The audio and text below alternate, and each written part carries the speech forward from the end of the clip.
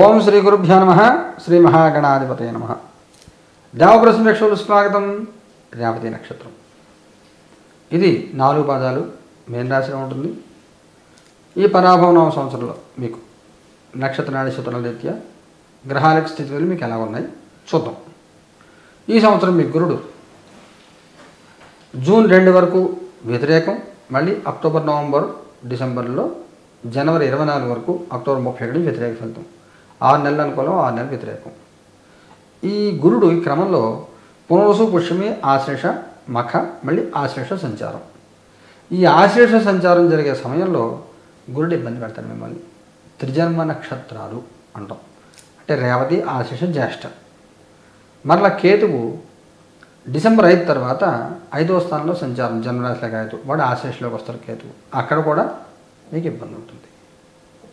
అలాగే శని యొక్క పూర్తి వ్యతిరేకత మీకు ఉంది 25, 26, 27 నక్షత్రాల్లో.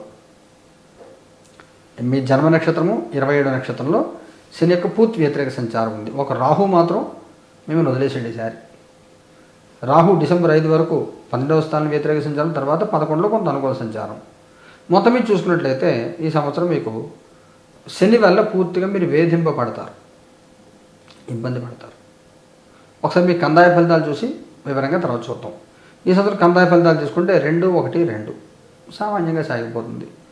డబ్బులు రావడం కానీ పోవడం, ఖర్చు కానీ సమానంగా సాగిపోతూ ఉంటాయి. ప్రత్యేకంగా అటువంటి గురుగ్రహ సంచారాన్ని గమనించినట్లయితే గురుడు ఈ సంవత్సరం ఆశ్లేష నక్షత్రం సంచారించే సమయం ఏదో చూసుకుంటే సరిపోతుంది మీకు. ఆగస్టు 19 నుంచి అక్టోబర్ 31 వరకు, మళ్ళా జనవరి 24 నుంచి 2027 జూన్ దాకా ఈ సమయంలో 10వ నక్షత్రంలో సంచారం.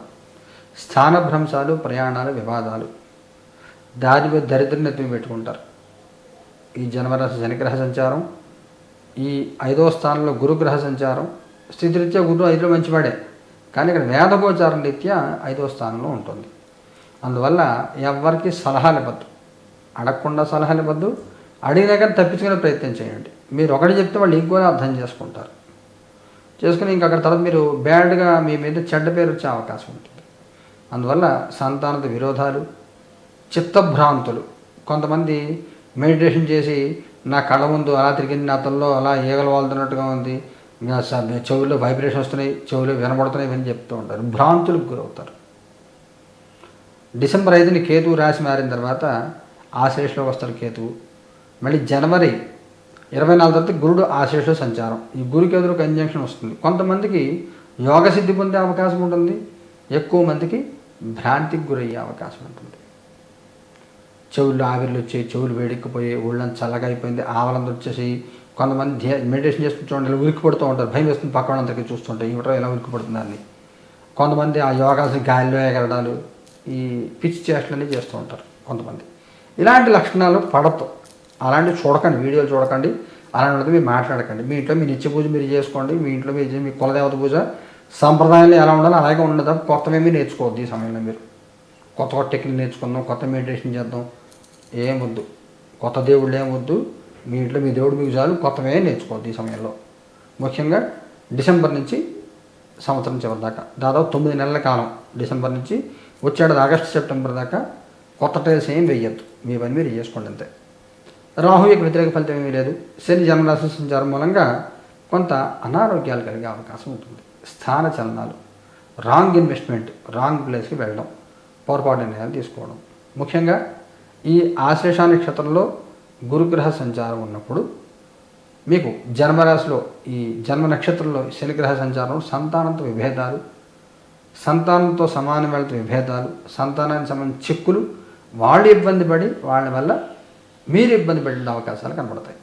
అందువల్ల మీరు ఒకసారి మీ జాతకం చూపించుకోండి, మీ పిల్లల జాతకం కూడా చూపించుకోండి. ఏమైనా పరిహారాలు చేయండి, పరిహారాలు చేయించుకోండి.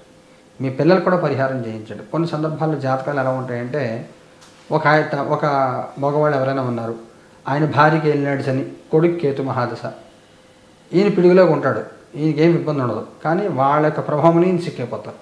అప్పుడు వాళ్ళ గోత్రం జపం చేసి తీర్థం ఈయనకి ఇవ్వాలి. పిల్లవాడి జాతకంలో నా జాతకంలో కేతు దశ వల్ల మా నాన్నగారి ఇష్టం జరగకూడదని పిల్లవాడి చేయాలి.